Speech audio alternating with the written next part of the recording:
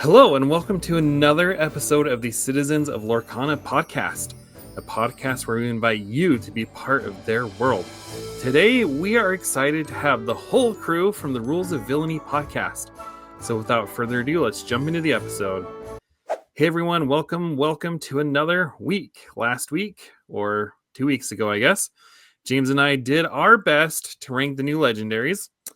I know, we'll see. Hindsight, Diablo didn't treat us well, but I think we did okay on this one. Coming in the upcoming Azurite Sea set. And today, we are joined by the Villainous crew behind the Rules of Villainy podcast. Let's see, I'm going to do it here in order. First, we have Vince and Andy and Brad. Hey guys, welcome one and all to the Citizens of Lorcana podcast. Thanks for joining us. Thanks for having us. Yeah, thanks. Yeah. Really excited. Glad to be here. I think the first time I recognized you guys, I mean, who's behind the Twitter? Is it you, Brad? I mean, that's what I me. was talking Yeah. yeah. Or I guess Blue Sky now we were talking about. But I remember seeing you guys post on Twitter, and I was like, you know what? That's a clever name for a podcast. And I went and checked it out, and I think we're going to talk about this in a little bit. But the podcast I listened to is I think you guys actually hosted like a second chance win a Stitch tournament for the Enchanted Stitch, which I thought was really cool. So it's really fun listening to you guys. And if you haven't had a chance to listen to the Rules of Villainy podcast, go check them out. Thank you. Yeah, please do. Thank you. Yeah. All right, So thanks, guys, we'll see you later. It's nice meeting you guys. Yeah. We'll soon. we're letting you guys take over. Anyway, so I want to start the discussion here with the obvious, your podcast name. It originates from the Lorcana villain cards with the flavor text that reads, "The first rule of villainy is blah, blah, blah." So my question to you is, how did your team adopt this moniker as your podcast name? Like, what was that whole situation like? Yeah, so I think a lot like in podcasting or like trying to create something's just naturally happen. And so I want to say Andy, I think actually probably came up with the name of it. We just were listing names and I remember I was like, yes, I like that. That's what we want to do. And Andy will tell you, I think we'll say like we've had iterations of our logo. If you go back, be like, no, I don't like it because he came up with it and stuff. And I was like, no. And Brad was like, nope, that's it. Like we knew we struck gold when we got it. And so, because I'll be honest with you, I don't even remember some of the names we picked. It was just so good that we had to go with it. Yeah. Whenever people ask me this, I don't know the answer. I feel like we just kind of thought it was cool and went with it. What do you remember, Andy? Yeah, I mean, I wish it had sort of a cool backstory to it, but we were looking for marketable names and fun things. We didn't like the idea of just like a Lorcana podcast kind of thing. We liked the cool, catchy name like you guys have, Citizens of Lorcana. We wanted it to be something fun, and props to whoever came up with the idea for the cards, for that flavor text, because it was really cool. It kind of had this built-in like our fans are villains. We're villains now. We get to be villain Andy, and it kind of gives us this persona to fill out, but we're not really villainous in real life or anything. You guys we're play not Emerald still, don't you? One of us does. One of us does. Yeah, I'll play whatever it takes to win. But that does sound villainous. I mean, I'm primarily just jealous of the name of your podcast. I'm not gonna lie. It's like you say, it has the built-in lore. Like it's just a bad A sounding name. So props to you guys for coming up with that. But now though, there is another singular Lorcana villain out there by the name of Baker. Mm-hmm. Do you guys have a friendly or fiendish competition to see who can out-villain each other? Not really. We haven't really interacted too much. We've kind of interacted on Twitter just a little bit, here and there with about when he does his decks of the set, and had a little back and forth, but haven't really orchestrated anything too much yet. I always said at the beginning, I was like, it'd be really cool if our first guest was like Lorcana villain, or if we could build to it, and have that big showdown or something. But it's maybe there'll be a rivalry there at some point. But right now, Who's the most villainous? That's what I want to know. Who's the most villainous? Baker's got the laugh, but there's three of you. I would give him a run for his money with his rendition of "Be Prepared." So I'll throw down the gauntlet for a little karaoke. I don't know about that, man. I think I'd take Baker honestly over you, Brad. I love you, man. You haven't heard me. The only time I perform so well is alone in my car. It's nice to know your team's got your back there. So I would say that maybe. So this is what you can take this two ways. That either Baker is more villainous because you guys play by the rules, or he isn't because you are the ones making up the rules that he has to live by. Oh, yeah, you know, we need to build up the crossover lore though for when we have that episode. But for right now, we're letting him have his domain in the EU, and we're just conquering. We're working on conquering the North American audience. That's where we're at right now. So one day, just like they have worlds. Yeah. So just like they have this like creator battle between the two going on now and stuff, you know, we're going to have a true showdown between villains in the future. So Brad, I don't know if you were part of the Lorcana community at the time, but back in the day, I think before set 1 even released, Baker and Rebecca from Rebecca Quest did like a, do you remember this? No, Belle and Gaston, they did they did a song, like they did a cover of it. Oh, and I mean, if you're as good at singing "Be Prepared" as you say you are, perhaps you and Baker can sing a duet. Oh, maybe that's putting it on the out there. cards. Maybe Brando can orchestrate a Lorcana karaoke. I don't know. I'm just saying this needs to happen now. Yeah. I might have bit off more than I can chew, but I will show up. I will show up and attempt. It's happening now. Yeah, it's happening. You're brave. And then there goes that banana peel someone's going to throw to make sure someone slips, right? Okay, and here's the thing. Well, are you familiar with this clip that I'm telling you about? I'm not. No. Okay, so I believe it though. They actually, Baker, because he's so nice, he asked me if I do the part where LeFou comes in, and he's like, "Gaston, you're the greatest shot in the world," and I'm like, no, but yes, I did it, and it sounded terrible. But he's like, "No, you did great." Gosh, I'm gonna have to dig this up. Yeah, I'm absolutely gonna find it. That's like a deep cut. Honestly, though, do you feel a little bad for Baker though? Because like when they do the DL, like the streaming and stuff, like "Be Prepared" is played so often. Like as the stream goes on, he's like, "Man, I really hope they don't play "Be Prepared" again." I've seen him have to like fight off like the request for it. He's like, no, I've done it enough. And they're like, do it. he gets egged on for it. Of course. Absolutely. All right. Yep. So I guess the decision of who's the most villainous is still debatable. So I just wanted to have a little fun here. And I send this to you guys ahead of time. We don't know all the rules of villainy, but we know the rules that we do know are from the flavor text for those who don't know.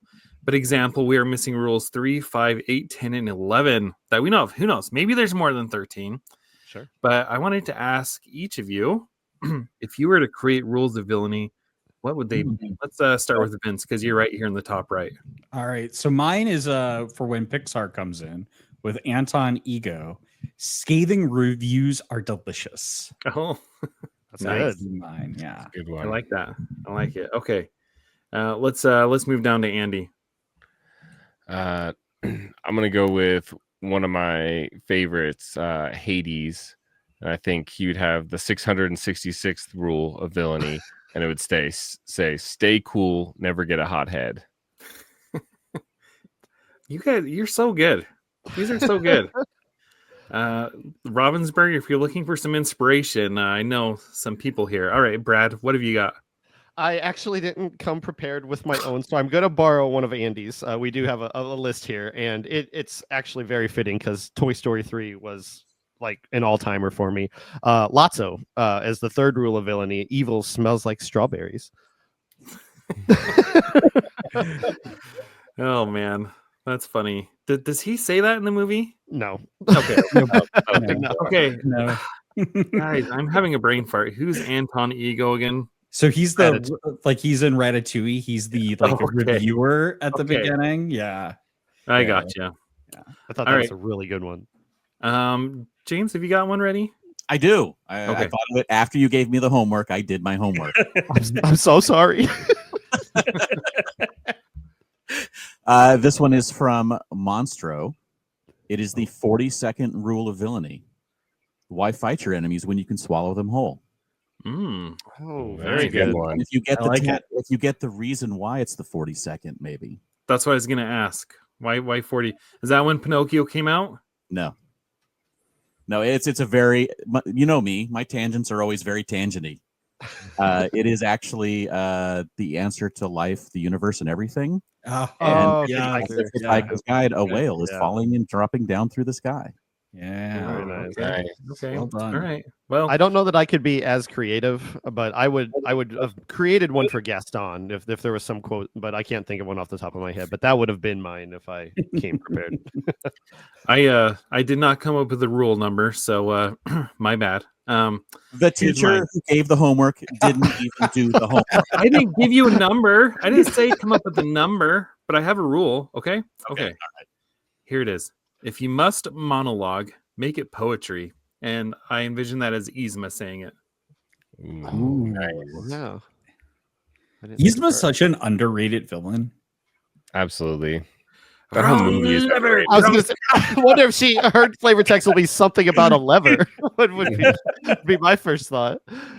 Oh man. All right. Well, that was fun. Thank you all for getting. I mean, it's fun. Those rules of villainy are fun, and that's one of the things that I like about your podcast. Is each episode you're like rule of villainy. I think you're up to 17 now, right? 17? Or am I way off? No, 19, 19. So 19, yeah. yeah. Yeah, so it's an Right. easy way to number our episodes. And I thought that Yeah. was really clever. Yeah. They can just keep going. I mean, in 10 years, we might be on rule of villainy, like you said, number 382. 666. I hope so. I hope so. Yeah, I think they'll have to add another rule in there further out in the digits, just to always keep us expecting that the more are going to sort of be filled in. Because we've basically only had around 1%, right? Well, it's up Not to 13. even. Yeah. There's There's 13 that are we know the highest number is 13, but We're missing was- 5. yeah, I don't think there's a new one in the new set. And there was another set, I think Ursula's Return, that didn't have one. How did the villain set not have one? I know. Yeah, right. Maybe I'm mistaken, but there's a Yeah. couple that didn't have one. Then there was a few that had more than one. So Interesting. you know. All right. So Jared mentioned it earlier about you guys having for your podcast, you did a set championship for a second chance at a Stitch. So why don't you guys tell us a little bit about that? You take that, Andy. That's your thing. Yeah. It started with the Stitch. I think the first one we did with the podcast like brand was the Ursula one, actually. But when this is my first TCG, it's all of our first TCG. I really Same enjoy here. I really enjoy the competitive aspect of it. And when the set chance came out, I loved the idea. I worked my butt off. And then I made top cut and lost in the first round and didn't get a Stitch the first two I competed in. And I was like devastated. But I kept trying and I ended up winning one right after that. And it felt so great. I got the mat and the card. And then I won another and another. And one of my other buddies was basically in the same boat, one of our teammates. And we were like, we want our friends to, sort of experience this as well. Let's just give away our extra cards to our friends. Because, we had friends who were talking about wanting to buy them for the $6 that they were. We were like, we want to share these with everyone. But we had too many friends. So we thought, to do, let's host a tournament, right? That's what everyone enjoys. So we had, I think, 2 cards the first time extra. And we did a free tournament. Everyone brought some food. We all, I think we had like 16 players, and the top 2 people went home with the Stitch card. And then for the Ursulas, we did the same thing. This time we had the podcast, so we branded and live streamed the whole thing. Vince and I casted the event. And that time we had, I believe, 4 Ursulas and a playmat for the first place person. So we got a nice final match there. And it's great being able to invite these people who didn't win one another chance to try and get these prizes. And we know the Mirabelle is not as desirable as the previous Enchanteds, and actually most of our friends got one. So it's really awesome to see that Ravensburger expanded the prizing. But we are planning on doing another event with some extra prizes that we've gotten from the DLCs, and we had a huge, outreach from all of our friends in the community who have extra things, from Gen Con pins to promos to things like this, and they all just want to donate this to give away to people who don't have them. So we're gonna host a big old tournament and give away as much stuff as we can. Yeah, That's what I love about the community. Like, I mean, you were generous enough to give out those extra Stitch promos. I mean, those are pretty hot ticket items, pretty coveted, and the fact that you did that, I think, is incredible. And just a testament to the community. But then the fact that you're saying all these people are reaching out to you, being like, "Hey, I got these promos or these pins I want to give out." That's awesome. That's what it's all about.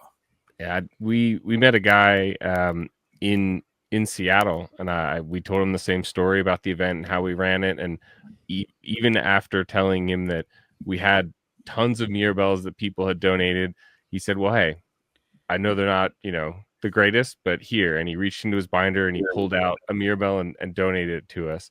I was like, this is incredibly generous. We just met, it's really awesome. All the people. In fact, Ryan Miller donated. Yeah, I was gonna say you buried the lead. I thought the one guy you were gonna say is this guy named Ryan Miller reached into his pocket. Yeah, that you're right. My wife met Ryan Miller walking through Seattle, and also told the story of the event. And he gave a signed D23 Sorcerer Mickey for us to give away as like the prize for our next event. That's awesome. So cool. It blew my mind. It just the generosity of absolutely love it. Well, Steve and Ryan are like the most generous people out there. They really are, and they demonstrate that just to us in Seattle as we watched a couple of our local kids, just get handed, the D23 Sorcerer Mickeys and just had a great time going up to talk to them and getting their playmat signed. Mikey, as a local, he's probably 7 years old or so, was so excited to have Ryan sign in his Stitches mouth. Like, I'm going to have him sign in the mouth. And he did. And he was so excited by it. And it just warms my heart to see how much passion that they have for the game that they created and seeing the kids enjoy it in that capacity. It's amazing. Even this big kid, I didn't get a chance to tell the story on the last podcast, but at the end of the day on Sunday, when you guys were standing in that massive prize line, and like through half the building. Oh yeah. When I got in line, Steve just happened to be coming up at the back of the line at the time, and I asked him a couple questions, and then one of the questions I asked him was like, "Hey, what was why did you guys pick the number 25 P1 promo to be like the Japanese and Chinese promo? Like, now I can't complete my set because that's the last one I need." Yeah. And Steve's like, "Really? It's the last one?" And then he just reached into his pocket, looked, pulled one out and handed it to me. Oh, that's incredible. Yeah. So I got a Japanese, I finished my P1 promo set. Oh my goodness. From Steve handing me one while I'm waiting in line at the prize wall in Seattle. It was crazy. So, the set completed is like awesome, but the story behind it is even better, which is just one of the things, again, like you mentioned about James is one of these guys. Like, he had the same thing happen at the first D23, standing in line. "Hey, how do I get one of these Lorcana pins?" Oh, James is like the pocket guy. "Hey, how do I get one of those? I got one in my pocket for you." Hey, it doesn't hurt to ask, right? Yeah. I didn't ask, though. I just asked him, why? Why did you guys make this one that you could only get in Asia as part of the whole P1 promo set that was like from the original release of stuff the first year? They're like, and Steve's like, "Not my job." He handed one to me. That was awesome. All right.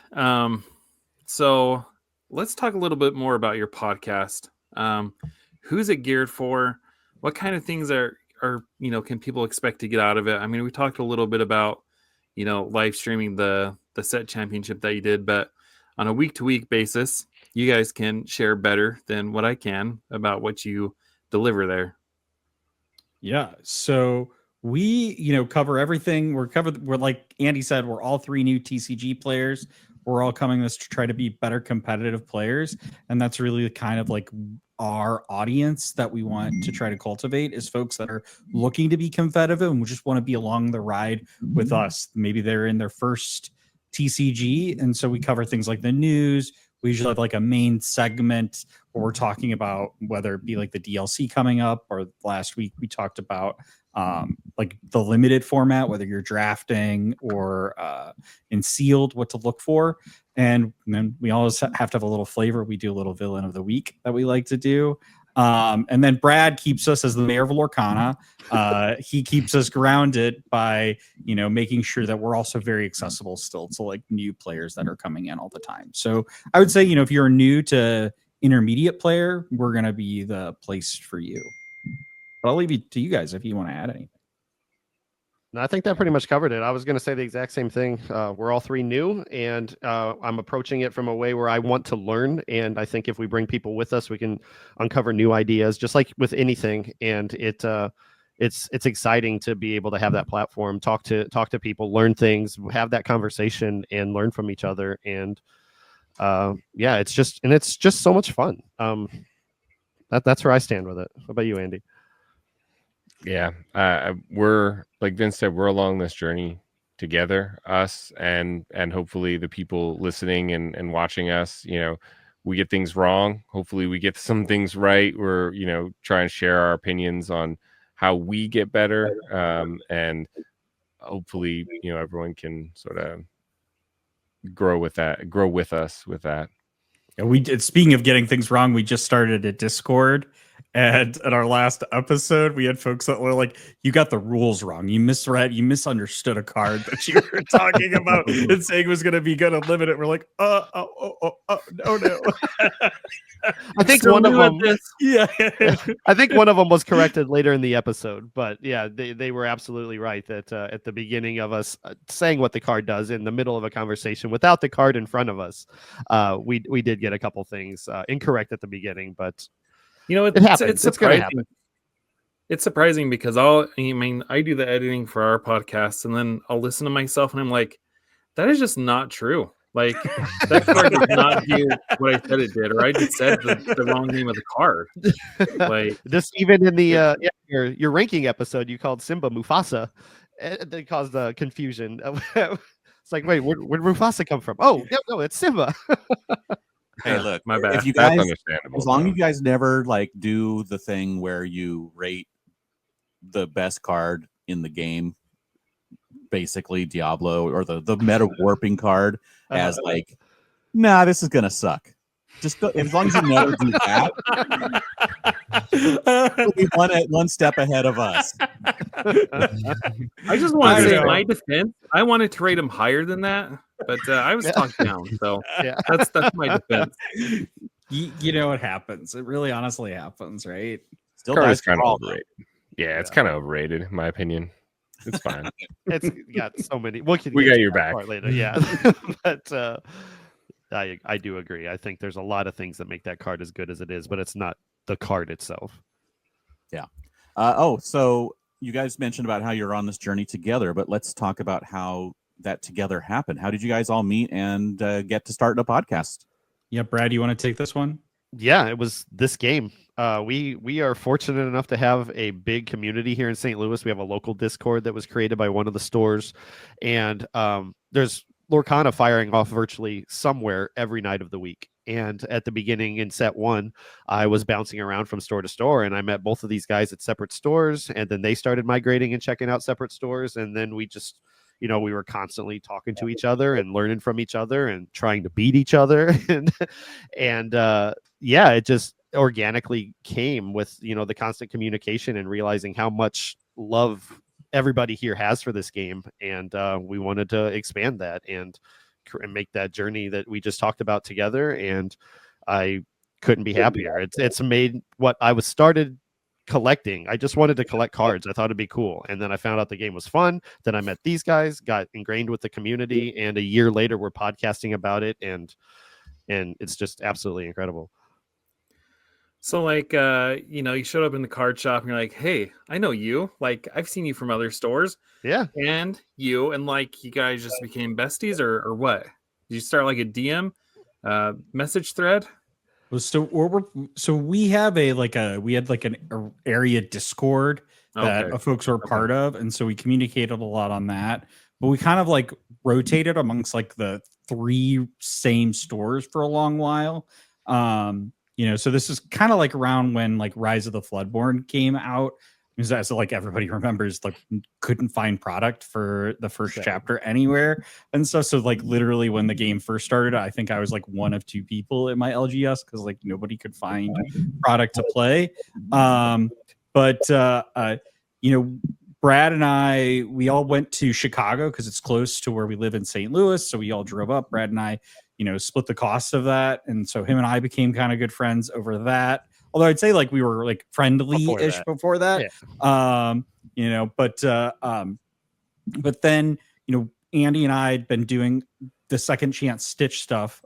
Since I was probably the one that had the most experience at the time to running a league, I ran that for them. So they provided the pricing, but I did like the, melee stuff and all the like judging and stuff. Not that that was like difficult or anything. This is like a legit championship you ran. I enjoy doing it. And so, we had a lot of fun doing that. And I think like we would just talk a little bit between like, hey, I've always been interested in doing a podcast. Brad had a podcast previously, so he's the most experienced of us, I think, on that front. Andy did some Twitch stuff, right? Yeah. And so we all kind of just came together and we're like, hey, we really like this game. Let's do it. And the other incentive that I think really came is that we started our podcast. It's not a coincidence we started it in July. It was right around the time that Pixelborn, was going away. And we knew that there was there was like an opening, I think, for different content creators. And so we just thought like this would be great. It's also why we really wanted to live stream the second chance stuff, because it's like there's not a whole heck of a lot of gameplay on Facebook or these podcasts as there was. And so giving folks some of that was also one of our kind of key things. I can't believe it's been since July. sorry, Brad, go ahead. Oh, you're totally fine. I missed my window there. I was just saying, I think genuinely, and Andy likes, I mean, the podcast rests on the editing and all that stuff rests on Andy's shoulders, and him and Vince are talking like the technical stuff and have the soundboards and the equipment and all the stuff. Everything that they put into those live streams is a lot of work. And, I try to give them as much praise as I possibly can in these forums, because, like it's incredible watching I'm biased being part of it, as a player in that scenario, but watching them put these things together and then broadcast the whole thing, for 8 hours a day. It seems like it. Vince tells me at the last set championship, he's like, now I see why they bring out other people to do it, because sitting in that booth for so long and recording games can take a lot out of you, but they put in the work and do such a great job. And it's out of the passion of the product and of the game itself that we get to do this kind of stuff. And it's, I'm not joking when I say I hope we get the 300th rule of villainy at some point, because I genuinely enjoy doing this week to week and look forward to it all the time. I think Andy will hope I'll get my audio stuff together though by then, because I'm like on the verge of being fired from that role. Yeah. When you do the whole production by yourself, you have 2 people, and mistakes happen. We've been muted for the first couple minutes of a stream. Nothing like, being all animated, welcome to the stream, and then a couple minutes in, someone in chat goes, hey, we can't hear you. So it was like a full match that you were. Okay, you don't have to rub it in, Brad. All right, we're getting better. But it was a fast game. Yeah, honestly, it was a 2-minute game. what they said is absolutely right. We love this game. I love doing this. If Ravensburger wants to hire me to just stream games, and I'll go around with the camera and record 24/7 Lorcana games, and I'd also be the biggest viewer of that, because I love watching it and I love making it, and just want more in the community. Yeah, that's awesome. I mean, commentating is no joke. Those are long days, and like you say, if you're the ones, if it's just, is it the three of you that switch out, or is it just the two of you that sit in there all day? I'm usually the one playing because I don't have the Mirabelle or the Ursula or Brad, any of that you stuff. step So up your game here. It sounds yeah.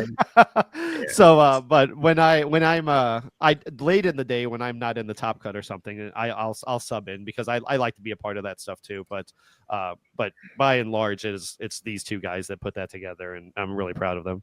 Mayor of Lorcana comes with its privileges. That's right. Yeah.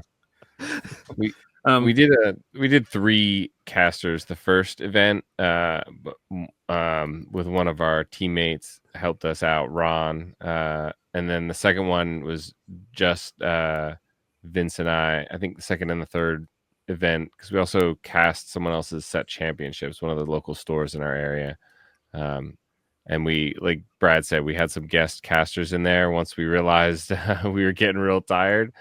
But I think we've learned from that, and next time we're gonna hire some additional casting talent for the event. I've heard that Red Bull gives you wings. I'm just saying.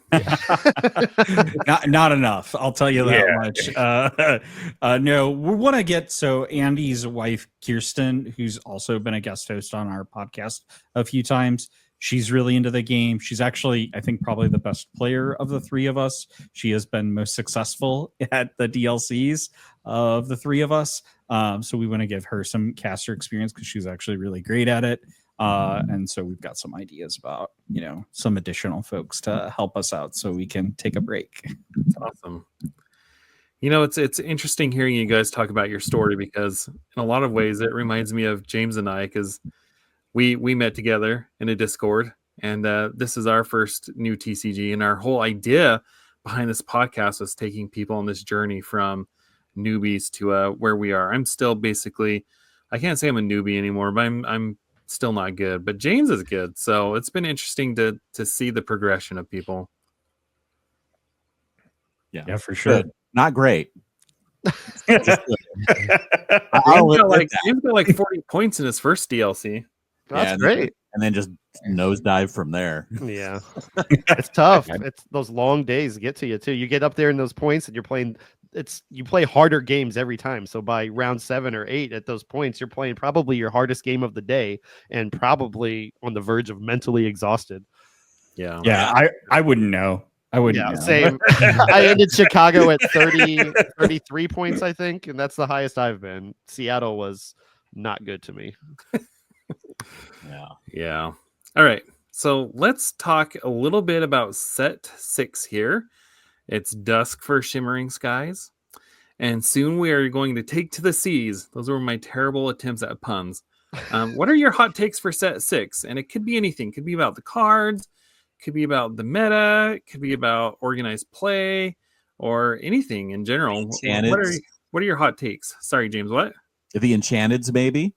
The Enchanteds. Yeah, they were divisive. So all right, we'll start opposite. We'll start with Brad.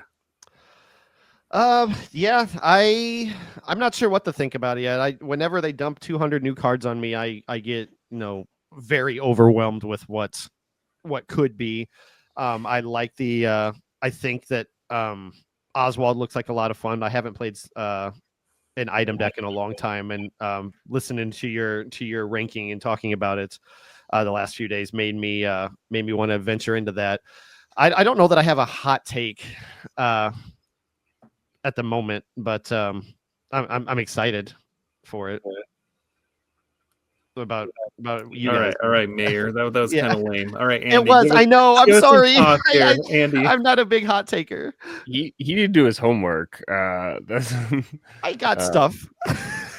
I think, I don't know how hot of a take this is. This kind of gets said with a lot of the sets, but I think aggro is gonna finally be like, I put it down here in my notes as aggro is so hot this set.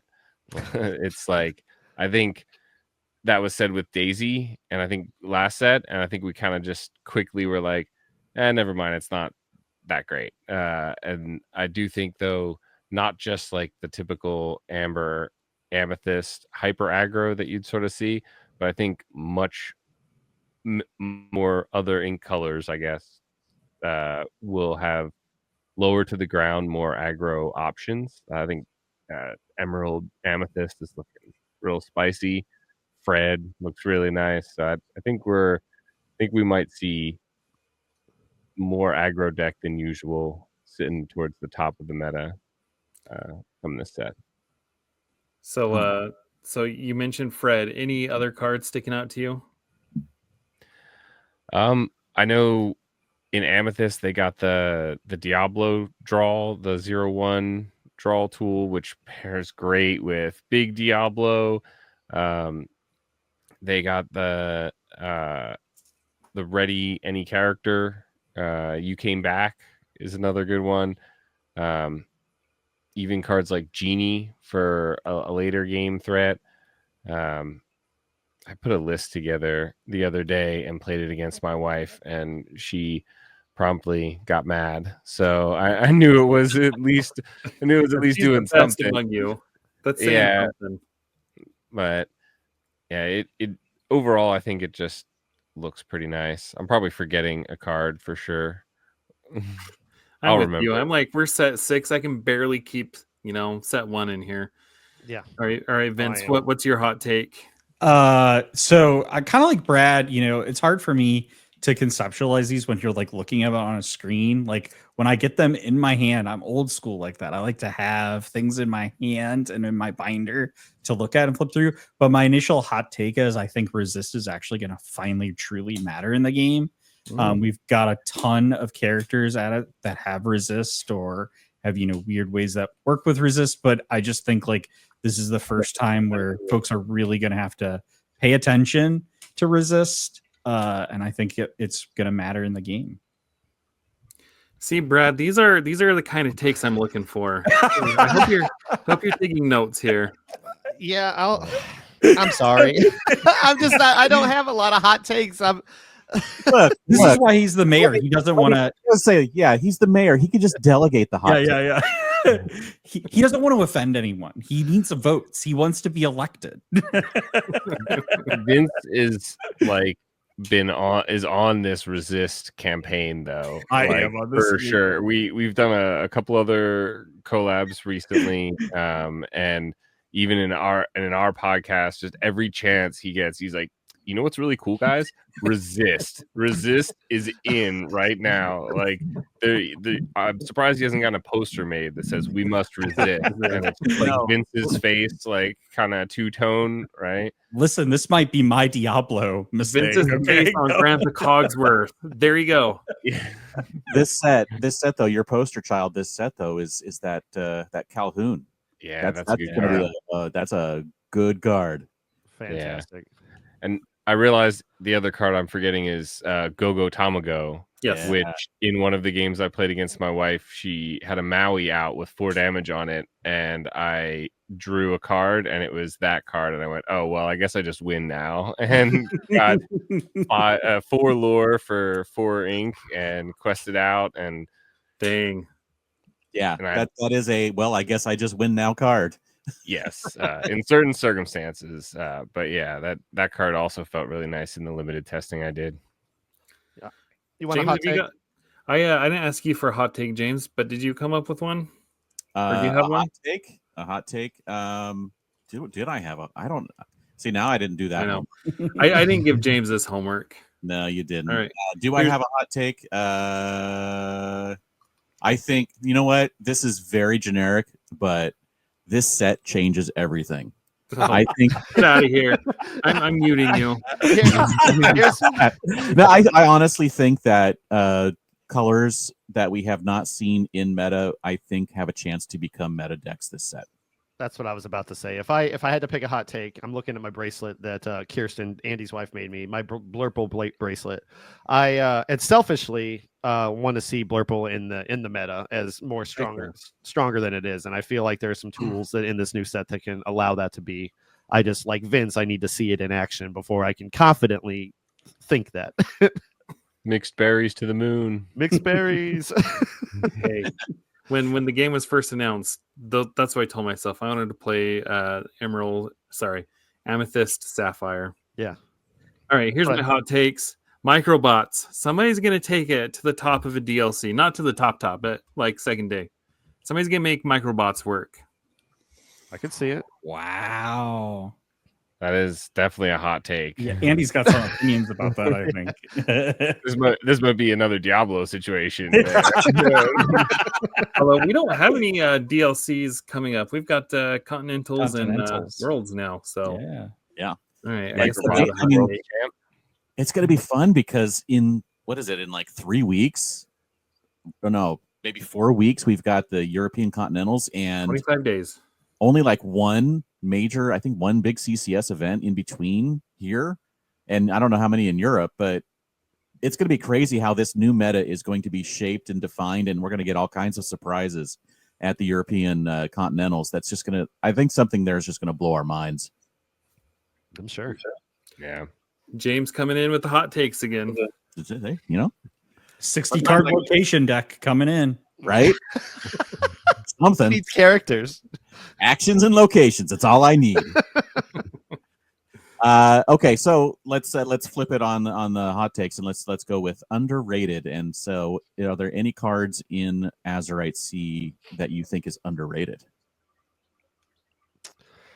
I wrote down the new Peter Pan. I've been fixated on that card, the Emerald one that comes in Exerted since it was announced. It's the first card that stops lore gain at all, and it comes in Exerted. When he is exerted, lore gain can't be done, so it automatically stops location lore until he's dealt with. And I think that he's a 7 cost, so he's hard to, it's going to be a pain to get him out there. But I feel like he could, change things up quite a bit.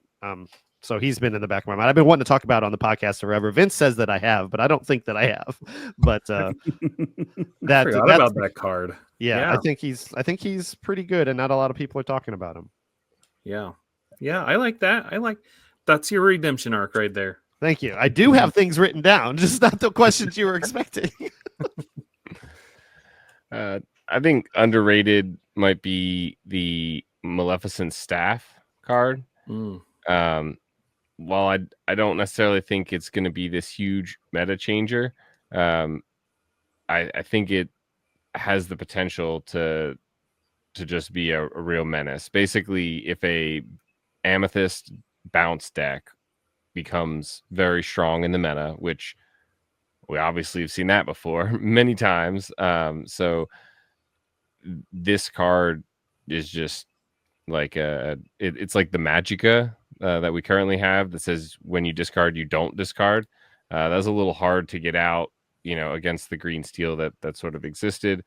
But, this Maleficent Staff would just sort of shut down any sort of bounce deck. You pair that with Emerald and you throw in your own set of bounce with things like Cloud Kicker and the Emerald Chromicon and just, Mother Knows Best and things like that. And now you've got this very strong lore engine, much like the Sleepy's Flute, where you can just gain lore off of doing something that already benefits you anyway.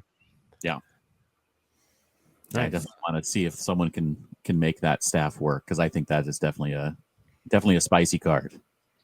Yeah. So I really don't think there's not a card that strikes me, but to go along with my resist movement here, I'm going to say Zipper from Sapphire, who's Ward, and in a ramp Sapphire deck, every card you put in your Inkwell, you get resist +1 on a character. And again, I'm telling you, sleeping on resist and that card, you can ink a lot, and you get that card has Ward, and it can just sit on your board. It's a 2/2 quest for 2/2. So I'm just saying, I think Zipper's my boy of the set. And any of those cards, because there's multiple cards now that are, when you ink, you get this bonus, and that passive, I'm going to be inking anyway kind of a thing, and getting the bonus is great.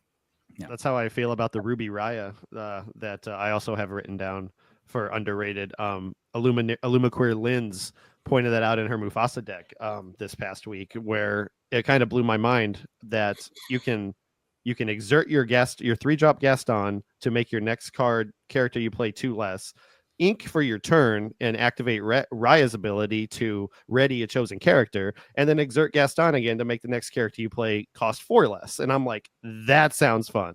So I really want to include Raya in a Mufasa or some kind of deck like that. That I'm gonna take that one over Peter Pan now. I just talking about it makes me more excited than Peter Pan does. You know?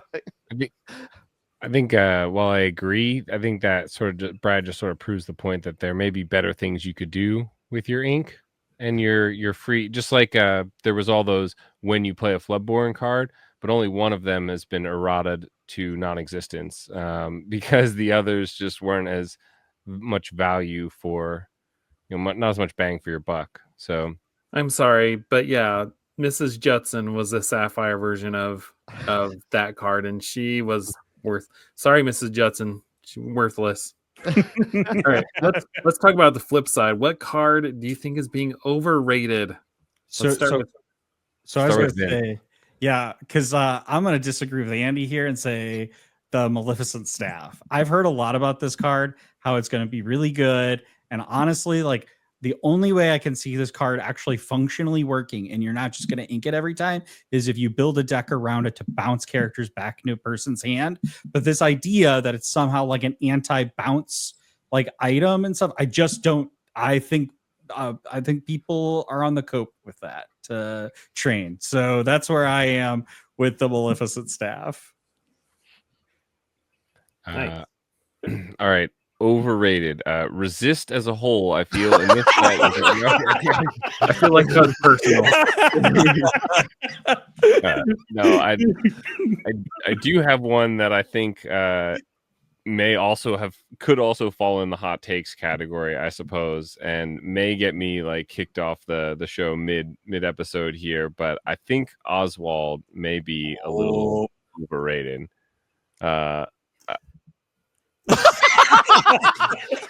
See ya. Yeah, I knew that was coming. I've been testing it again very little, and it has been a lot of fun to play with. But I think just like the Queen, it's a better version of the Queen Diviner. Is it the one where you exert and you look at the top? So it's definitely better than that. And on ink is insane. You just add a couple extra, a couple of the ramp tools you normally have. But I think you need a lot of items, and the problem is with a lot of items, items don't do too much to control the board. And like I said before, I think aggro is only getting better. And so while it is tons of fun to just play all of the items from your deck for free into play, and then drop 4 Sheriff of Nottinghams for nothing, and that new Tadashi make him like a 12/12. I'm worried that it might not be enough. And then you lower down the items so you can put other better cards in to help maintain your board state until you get to the later game where you can win instantly. And then your Oswald isn't as fun because you're not winning that coin flip every time. Yeah, just to be clear, he's not getting booted off of this podcast. I think he might be getting booted off of ours. I think I just heard one of our teammates, John, who bought 4 of the D23 copies of this card, is like furiously typing right now. It's a good card, don't get me wrong. And maybe this is my own personal Diablo moment here, but I don't think it's the next Diablo. I'll put it that. I think it's a really good legendary and a great card from this set, but I don't know that it'll be the meta-defining card that some people are saying that it is. I mean, to your point, I'm kind of gonna back you up here. Like, the thing about Diablo that makes him good is that he's consistent. Whereas with Oswald, you don't know what's coming up under your deck. It's like you said, it's legitimately a coin flip. And for anybody who's been playing, the Pokemon Pocket TCG, you live by the coin flip, you die by the coin flip. Like, it's hard to try to build a top tier strategy. When it works, I mean, it's gangbuster, but when it doesn't, you can fall down real fast. So I understand the point you're trying to make here, unless your deck is full of microbots. I'm just saying. Just to back Andy up too, though, I will say is I think what's missing in Lorcana really is like a card that you can search your deck to reorder your deck in a way that would make this card significantly better. Boss is on a roll. Yeah. Maybe really like more consistent, right? Card that is more, but that's but yeah, I agree with Andy actually. All right, Brad. I'm not good at overrated because I haven't seen it in action. I feel like I have to choose one that everybody's talking about. So I went with the Genie, which is a card that I'm excited for, but it could very much whiff, I think, because of the fact that you get the draw from inking or no, playing a card, right? But then on top of that, at the end of your turn, you have to put everything at the bottom of your deck, or is it discard? I don't have it in front of me, but you're getting rid of your entire hand. Yeah. So, I don't know. It sounds fun, but I don't know if the value is there. And again, it's something I'm going to have to see in person. I think everybody's James. You're talking. Okay, you're talking about that Genie. I thought you were talking about the 4-cost uninkable Genie. No. Which I do like that one. I do like that card. Now you want to determine which card we're talking about. That's a little Rules of Villainy inside joke there. Gets mad at us when we just say the Ursula. card name. Yeah, Big Ursula. Yeah. Which one? When James and I were talking about this card, he was saying the exact same things as you, Brad. So, yeah, and you guys are better at this. It just feels bad throwing everything under the deck. And the thing is, you get a draw on play, but that means you don't know what's coming up next, and you don't know if you're going to have the ink for it or anything. So when you guys talked about it on the podcast, I was thinking to myself, yeah, maybe he fits in a deck where you play a bunch of low to the ground, like a Blurple deck with a lot of the low cost 2 questers like Aurora and Anna, and I don't know how he Caterpillar, because that way, when you top deck it, you're already gonna have enough ink to play it because the Genie's out there. But yeah, I don't know. I just have to play around with it, which I haven't had the opportunity to do yet. It has to be the last card in your hand, right? Or else, as soon as you play him, you're dumping your whole hand, and then, like James said, you have to play each successive card that you draw. Yeah, and so you're just and then you're guaranteed to have to drop one at the end of every turn because you'll run out of ink, and it's kind of like a worse version of like the Rockstar Stitch infinite play, where you basically play all the 1 and 2 drops and just keep getting them out for free with like the Pride lands. I can see how at the end of a game when you're top decking, and it's going to help because now you get to get that extra card each hand or each turn to see if it's something you can actually use, or it's more ink. You can just keep inking also, so you still don't have anything in your hand. I can see where it's some value there. It's just turn 7 when you're it's late. It's just same thing with that Peter Pan. It's just so late in the game. It's such a good ability on that Peter Pan, but it's turn 7. I just have to say, Andy, you're a genius. I'm building Genie Pride Lands deck now. In the Pride Lands, and I'm just flooding the board. Heck yeah. Now we have to live with Andy clipping that, saying that you telling him he's a genius. So thank you for that. Edit. Well, I mean, he's not wrong. Like, no, it sounds fun. That was bomb when it goes off. Yeah. Except we'll be sure, Brad, to remind him that he said this was a bad idea, not a. So when he takes credit for this in the future, because it pops off at some like DLC or set championship, he might be the one doing it. If it's good enough. All right, so we talked a little about Oswald, so let's talk about Jared's favorite color.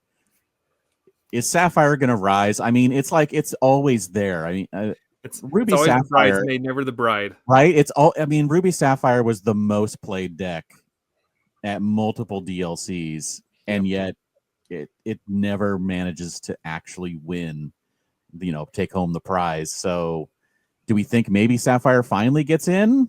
And maybe is it Ruby Sapphire or one of the others? Like, is it Blurple? Is it, of all I'm things, Team Blurple. Sapphire? I Let's mean, go Blurple. let's go to the bottom of the barrel and like, is it Amber Sapphire? There's potential. Princess deck. Yeah. Princess deck. I Yeah. just need to hear you guys say yes. That's all I need to hear. No, like Sapphire is a lot of fun. I love having the extra resource. It's just really hard to go back to a deck without it, just because of all the extra ink that you get from it, right? But yeah, with all the stuff, the Sail the Azurite Sea, the extra inking that you're getting, it's single-handedly making me want to, because we were bring Grandma Tala back, the legendary one. We were talking about underrated cards earlier, but you were limiting it to set 6, and I wrote down legendary Tala because I really want to make her work with all the resources we have for extra inking. I don't want it to be just a meme anymore. I want to try to, have a competitive, somewhat competitive deck with it. And I think with all the resources that we have for the extra inking and then the drawing off Chicha and pairing it with Amethyst for the draw power there, that I think there's something there. And Blurple, that's why I think Blurple does have a shot at being even stronger this set. And I'm not smart enough to put that deck together, but I'm going to absolutely try to do it. So my answer is yes. I think Sapphire deserves a spot at the top, and I want to do it in an unorthodox. This is why you're the mayor. Yeah. Don't let your dreams be memes, Brad. You got this, all right? Blurple can be real if you want it to. Yeah. So I have a special heart for Sapphire because blue is my favorite color. And so it was the first deck I built was actually a Ruby Sapphire deck because blue is my favorite color. And there's a card we'll talk about that is actually was my favorite card that I wanted to play. But I actually think we might be, I'm kind of curious whether Alice makes it back with a lot of this support stuff. And you've got that 1-drop support action, Helping Hand, which, is basically, not quite a popsicle, but it replaces itself, but gives support instead of, sitting on the board to heal damage or something. And so it does seem like they're leaning kind of heavily into support with the Sapphire set this one. And so I kind of wonder if maybe there's a support theme that you could build in Sapphire. You know what? I remember before the game was ever released that Steve Warner did an interview with somebody and they're like, hey, what's your favorite ability? And he said, support is my favorite ability. Or maybe this was at Gamma when I talked to him. And this whole time I'm like, what do you see in support? It just hasn't really made it.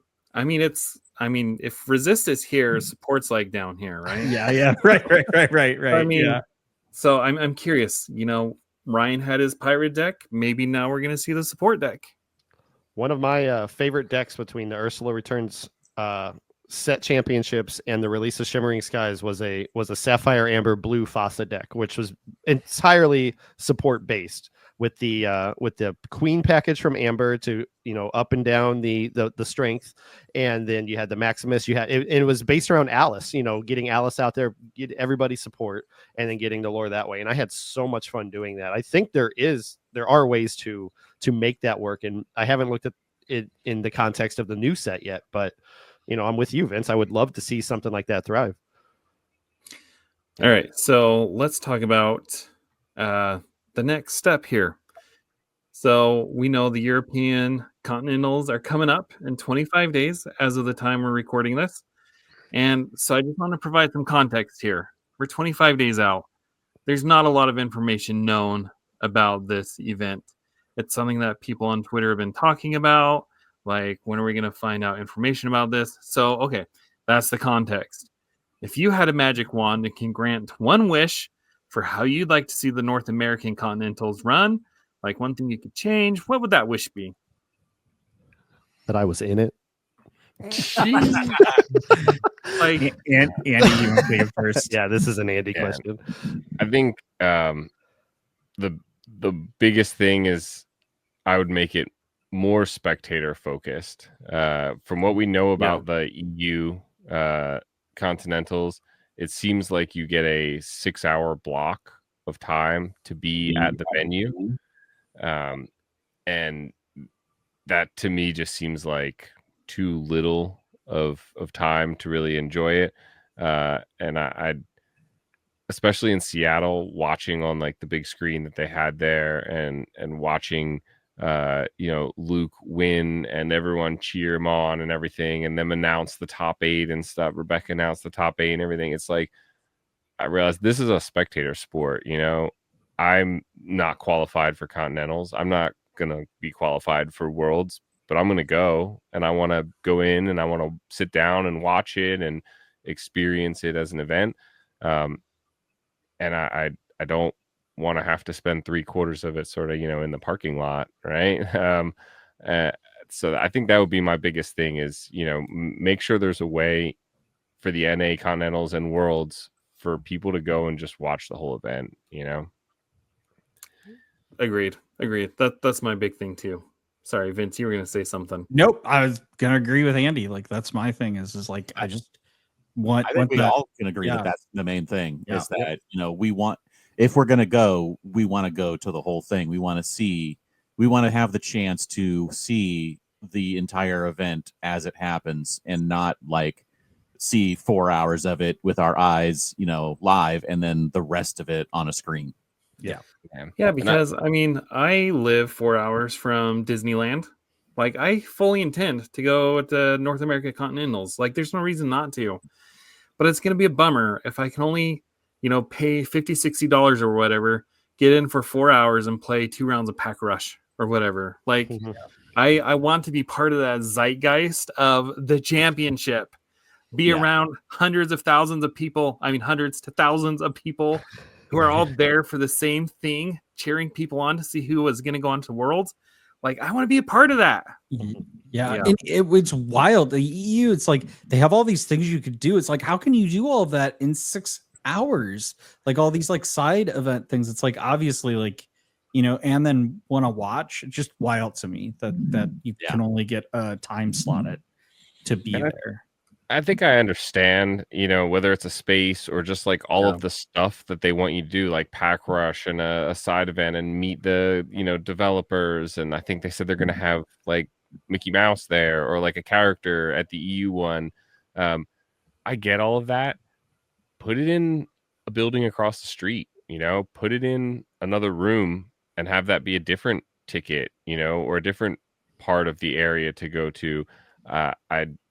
I definitely understand wanting to do side events and see vendors and do all of that cool stuff, but I also want to watch.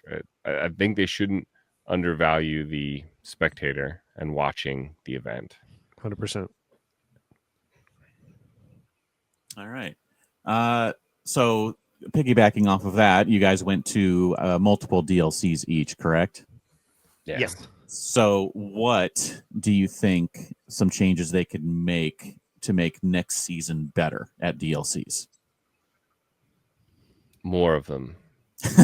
more people, more events. I think I've talked to some people with PPG and stuff, and I think they want to have more people. That's something they're already discussing. I think someone said they want 4,000 people at a DLC next year, which is shockingly large amount of people. More of them in more areas, right? We were blessed. We're in the St. Louis area. We were blessed that Chicago was only a few hours away, but hey, why not one in St. Louis as well? Like, that's only a few minutes away. Like, that would be great. And so that, at least that would be really nice. Yeah. I think we're all on board with that. I think the only thing I would like to see is as far as like the expansion of side events, which they've done, is maybe include like multiplayer stuff, more like family oriented stuff for folks. I really appreciate that Ravensburger has listened to fans about like adding competitive events, all these like side events and draft. But man, multiplayer is a lot of fun, and I do it a lot at League when we don't have we just have like an odd number show up. It's like, it's like, oh, you two play. It's like, no, we can all play. Like, nobody can be left out of Lorcana. So yeah. Well, and that was one of the main selling points before the game ever came out. Multiplayer is baked into Lorcana. And here we are a year later, and still like nothing as far as official support. which is weird because they had multiplayer side events in Atlanta. Yeah, Yeah, and I they think people abused it though for They prize did. tickets. Yeah, Yeah. For so I sure. think that's why they pulled it out. Dang it, there's always somebody. Yeah, I'm assuming that's the reason why. This is just speculation, but Yeah. I heard tales of people just signing up for like all 4 of the Yeah. spots in the pod Yeah. and taking all the prize tickets or It was something. the only way to get the prize tickets back then in Yeah. Atlanta. Yeah. And I think they're still fleshing out the, like set the multiplayer like game modes. It took them a little while for Pack Rush, right? That used to just be, I think, one pack, and they used to do different things, and so I'm hoping they'll introduce it into more. And official they're always format. they're always doing stuff too. At D23 when Ryan and Steve came to the meetup, they actually were like, okay, we're trying out this 2v2 format. Let's play it out. And it was basically a 2v2 version of Pack Rush. Yeah. Oh, wow. And so they were like give us a little bit of feedback on it. What do you guys think? And so they're always trying things, and I think that's what they're doing is they're trying to find ways to make the multiplayer happen in a manner that is suited for that kind of event. Yeah, Yeah. that makes sense. I'll give them a little bit of like leeway in that Melee is not designed for multiplayer. That's fair. We did they had multiplayer as an option at Gen Con. And it was a little weird how they kind of had to like use Melee to fake it. It was very interesting how they did that. Basically, they like assigned you a table, and versus you playing just your cross opponent, you played as a group of like a pod of 4, and then you had to like manually record your entry with like the judge. And then they, I don't know how they did it on the back end for the round 2, but what was really fun about it is that like there's just a ton of kids that played the multiplayer portion. It's like because they just had a lot of fun because they could play fun decks. They didn't have to worry about these like super crazy meta decks and stuff that were gonna like steamroll their like fun prince deck or princess deck or whatever they had. So they haven't seen my competitive multiplayer deck yet. Then with the Aladdins and all the Ursula. you just Somebody want to make need a to get on child Hobbies cry. and Happiness. I just go and search for contains each opponent and then just add to deck, and that's they have a bad time. Beware of that. Jared's mentioned the Hobbies and Happiness. The 2 of them had Lord Drain, and that game took almost 3 hours. Yeah. I'm glad you mentioned that because I talked to them really early on in the beginning of the podcast and trying to expand, and I'm very, very hopeful that we get an opportunity to play with them sometime because I just haven't built the area to do it and have the webcam and all that for it. But the online content is fantastic, and I'm really excited to get involved in something like that. Yeah. You know what? I'm going to co-opt this question here. That would be my thing. If we could change one thing, it would be to either make Melee better or make a better system. Yeah. All right. So let's get maybe a little, maybe potentially controversial here. What are your thoughts about the 2-game format? Some people love it. Some people hate it. Where do you guys fall? I'm in the middle of the road, so I'll let these guys take it because it's often Of course you would, Brad. No, I don't mind. I will take it from the start. I don't mind it. I like that each player gets in theory. I like that each player gets the opportunity to go first. Yeah, I think that makes it the most fair because in a best of 3 format, rolling the dice, essentially not always, but it gives you the best chance of winning the match, right? And so I don't think that's always great. That your entire next 45 minutes is based on a die roll.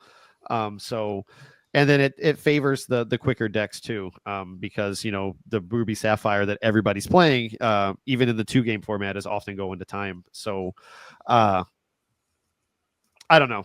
I know they're going to start talking about the bonus point and everything here shortly, but I will play Lorcana. At the end of the day, I will play Lorcana however I'm asked to play it. But I don't have an outrageous thought on which one is better. That's fair. Yeah. I'll preface by saying I'm just here to play Lorcana. So like if I signed up for a DLC and it was 2-game format and I showed up and the morning of they said surprise, it's best of 3, I'd thumbs up. Let's keep going. I'm here to play. Like I don't have an allegiance one way or another.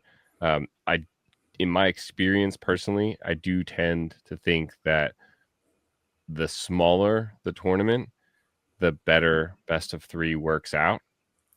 I think and I think that's not necessarily a benefit. That's not necessarily because best of 3 is better, but I think 2-game format doesn't work in much smaller tournaments. In the 12 to 16 person, or even 20 to 30 person tournaments that only go 5 or 6 rounds, the 2-game format kind of just leaves everyone sort of mushed out flat. Like everyone it gets very flat, and a winner doesn't feel like there's a real head of the rankings and stuff. It just doesn't feel as great in my opinion. But for the DLCs, I do feel like it has felt great. Like I love being in round 6, 7, 8 and still having something to play for, and still having a say in my own destiny, if you will.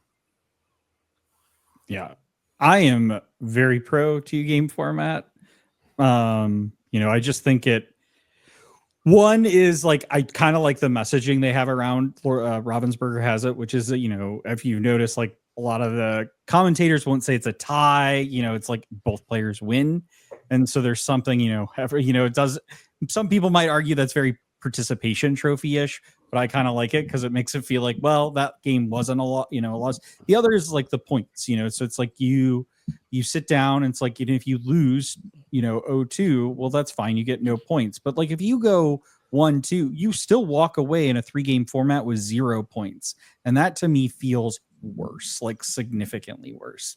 The only thing is Brad kind of highlighted is that one contentious thing is I don't love the bonus point in the 2-game format for winning 2, just because I don't they're both equal. What does it matter that you've now won 2?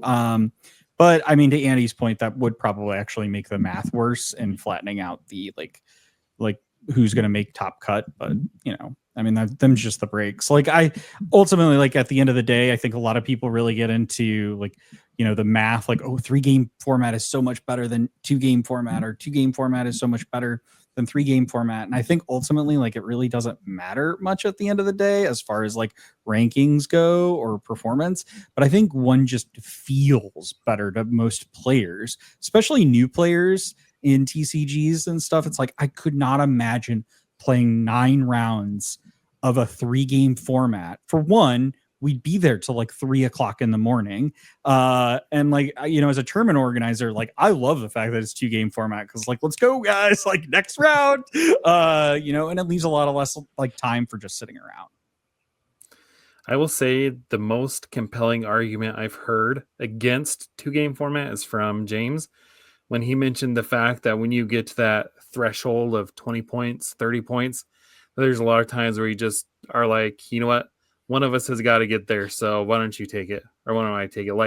A lot of games, even in my one Vegas DLC experience, a lot of games end with that kind of thing, because, you want to help somebody out, whereas the best of 3 would be more compelling to play those games out. But also, to your point, Vince, that the 2-game format is more compelling to play overall, because regardless if you go 2-0 or 1-1, you're still getting points. So yeah, and I'd wonder if the people in those scenarios where you're in the later rounds and you're going, well, one of us needs a 2-0 to be have a chance or something, I'm wondering if that game would even matter in a best of 3 format, or if those people would potentially not have the opportunity. They wouldn't be playing, because you'd only be getting 3 points as opposed to 7. That extra, the bonus point then becomes important there in the math. But I don't know. It would depend on the round and the situation and stuff. I do like the finality of best of 3 though. James, you got any thoughts? I think I said most of what I was thinking about that last time. But yeah, no, it's there. It's going to be an argument and a discussion that's going to go around and around and around, and we'll see where it lands, and if it ever lands definitively, or if they just keep modifying and changing and trying different things for however many years it is until they decide on the format they stick with. Yep. We'll just have to wait and see. At the end of the day, though, I think. Sorry, go ahead, Andy. I was gonna say I'm not opposed to that. I like their iterating and modifying and stuff. I mean, I guess it may get tiring at a certain point, but I love that Ravensburger is continuously like tinkering with things. One thing I definitely do want to do is, you said you wouldn't mind if you got there that morning and they changed the rules. I think that's something that they need to stay very far away from. And yeah, and definitely shouldn't do that. Yeah, but no, I mean, definitely not. They would never do morning of, but I think that they should, if they decide and they make the announcement for the format for the season, they do not change it for the entire season. Sure. Yeah, that makes sense as well. Yeah, I'm on board with that. I was mostly trying to make the point that, like, I just want to play. I'll play whatever. Yeah, I'll play a 7-game format. I'll make Vince stay late and run the tournament. That's fine with me. Like, so yeah, and I think at the end of the day, that's what we're all at. You know, one way or the other, we'll be there to play. Like, at the end of the day, who really cares? I mean, there are pros and cons on either side, and at the end of the day, as you say, just win, baby. That's all it comes down to. You just have to win. Get good. Right. Get good. All right. So let's do some rapid fire questions here. We're gonna go Vince, Andy, then Brad here. Okay. So I'm gonna give you a prompt, and you're just gonna answer first thing that comes to your mind. So, my favorite Lorcana card is Mickey Mouse, A Brave Little Tailor. Oh, yes, classic OG. Yeah. And Andy. I didn't know if we were doing all. I thought you were doing all. Yeah, okay. Yeah, my bad. My favorite Lorcana card is Rockstar Stitch, the enchanted like Set Champs promo version. Heck yeah. And no surprise to anyone, Scar, Vicious Cheater from set 2. Nice. I love all those cards. Okay. So, yes, we're going to have each of you answer here. My favorite deck is, and it doesn't have to be from this set, it could just be your favorite deck that you've played. Ruby Amethyst. Ruby Amethyst. Blurple. All right. Brad, you can stay. Vince and Andy. Out of here. See ya. All right. In set 6, I'm most excited to try out this deck. I think I know Brad's answer, but Vince? Pirates. Oh. Amethyst Emerald. Sapphire Emerald. I thought you were going to say Blurple. I'm going to play Blurple, but I feel like there's potential for Talon Green as well. Now Brad's out. We're all out now. and who made you the mayor of Lorcana anyway? I'm the citizens of Lorcana here. I mean, recall. I feel like you're stepping on my turf here. So, all right. Again, starting with Vince here. If I were to ban one card, it would be.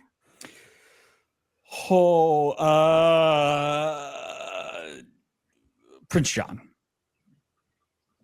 I would ban Mirabelle, the big Chet Champ enchanted promo.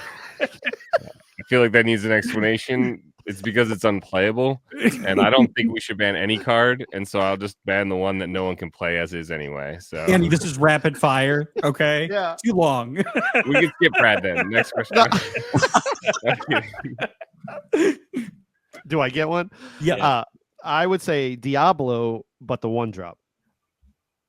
The one that looks at your hand? Yep. Yeah. Okay. Interesting. Okay.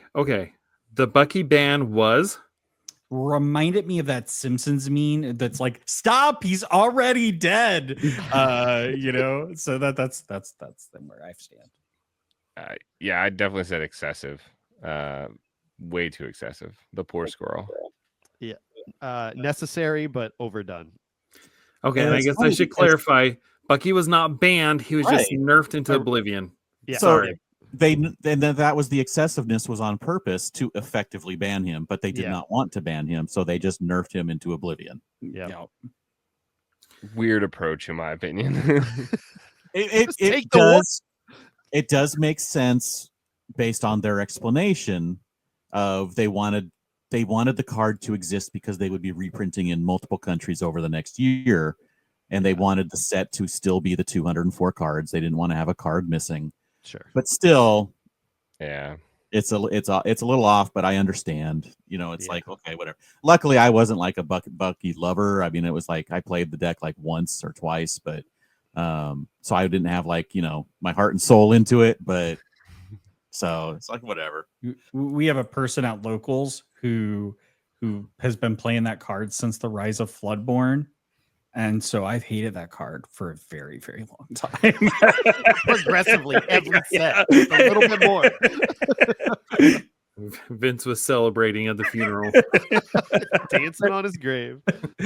All right. Speaking of the bird, Diablo is Too powerful. Card draw is overpowered in Lorcana. Fine. This is fine. He's fine. We're all fine. Yeah, I agree. Says He's the fine. Emerald Steel player. It's not Diablo that's the problem. It's everything that makes him the problem. That I don't hate Diablo. I hate Diablo at the Cove, though. That's Yep. my thing. I think that's Brad's point, right? You got the It's Cove, not you got the Diablo, shift it's the line, Cove. you got there's just so much that makes him so oppressive. Or the evasive. fact that, or the fact that he can come out on turn 1. Yeah, but if you ban that, or if that 1-drop Diablo, like just take him out, then the 3-drop Diablo is just fine. You know, But then everyone will just play one of the Amethyst ones, and he comes out on turn 1 again. that's Yeah, fair but enough. there's no good Amethyst actions, right? There's There not. are a few. There's not not a critical mass of good actions compared. You wouldn't have the line of shifting the Diablo and then immediately singing one of the Steel songs to take out your opponent's threat, like the Pegasus or the Sir Hiss or something. That's valid.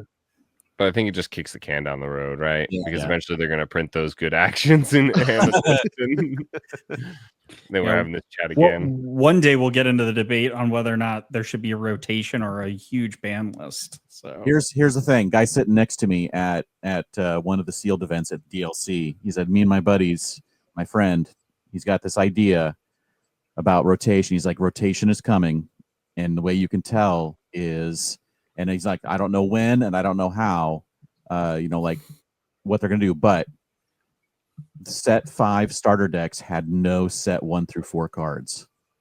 Set 6 starter decks only have set 5 and 6 cards. So they are preparing for rotation by only having a year's worth of cards in starter decks. That's brilliant. I've never thought of it that way, but yeah, I always thought it was weird when the starters came out with cards from previous iterations, but now that they're don't have any of those, that makes a lot of sense. Yeah. Interesting. All right. James, So we bringing don't know the knowledge here. It may not be like they may wait years to do it, but they may do it where they can cut a chunk of the game out at a time for 1 year at a time. Yeah. Interesting. Yeah, I do think that you're right. We're probably a little ways away from actually rotating because, like you said before, they're printing these cards in more languages, starting at like set 1 again in Japan and China and like Australia, and I think in Spanish doing again. They're starting to do so. They definitely don't want to start rotating while they're still trying to get everyone to catch up on the first couple sets. Yeah, let those people play with their cards for at least a year, right? Yeah. Hopefully more than a year, but All right. Well, that concludes our rapid fire question segment. So, in conclusion here, just wrapping up, first of all, I want to thank all of you for coming on to our podcast tonight. I know it's a little bit later for you. I mean, most people are night owls. Most people are not like me that in probably about an hour from now, I'm going to be passed out, but I appreciate you coming on tonight. I enjoyed everything that we talked about. And if people want to find you, where can they find you? You want to take it, Vince? No, Brad, it's all you, man. You run all that. We are on all the socials at Rules of Villainy. You can find us on Twitter. We have our own Discord now if you want to join in on the conversations. Twitter, Instagram, Facebook. I think Vince is working on a TikTok. Blue Sky. Blue Sky is the newer one that we're working on. And then our podcast you can find on Spotify, Apple, anywhere that you listen to podcasts. And then, of course, our YouTube is where we're spending our most time. So, yeah. Dude, I was looking up your podcast today. It showed up on Amazon.com. yeah. Really? How did you get your podcast on Amazon? I don't know. You have to ask Andy. Andy's the guru of our all the behind the scenes stuff there. I mail Jeff Bezos All right. every week, and he puts it in the Amazon cassette player. While we were in Seattle, we ran into him. He gave him a sticker. All right, I'll make a deal. I'll put in a good word with you with hobbies and happiness. If you can put in a good word with me with Jeff Bezos. You know what's really cool is I googled Rules of Villainy earlier just to get the list of the Rules of Villainy again, and the top 2 things that come from the Google AI are the Rules of Supervillainy, a book by C.T. Phipps, and then number 2 is Rules of Villainy, a Lorcana podcast, and I was like, whoa. Yeah, I know who we are. Wow. First thing that shows up when you type in Citizens of Lorcana. Let's take a look. Live here in the very first thing. It's your Twitter. Woo, yes, let's go. All right. Citizens of Lorcana. Sorry, guys. I have insecurity here, so no, you guys are doing great. You have thwarted the villains tonight. Yeah. All right. So again, thanks for coming on. And again, if you haven't had a chance to listen to Andy, Vince, and Brad, I mean, your podcast is great. You talk about meta. You talk about all sorts of fun things. Definitely worth checking out wherever you get your podcast. And if you liked what you heard here, you can follow us on YouTube. You can subscribe to us on the podcasting platform of your choice. You can find me on the website formerly known as Twitter at Citizens of Lorcana. And James, where can they find you? You can find me everywhere online at Dan Regal. And thank you again for joining us. And we'll see you next time.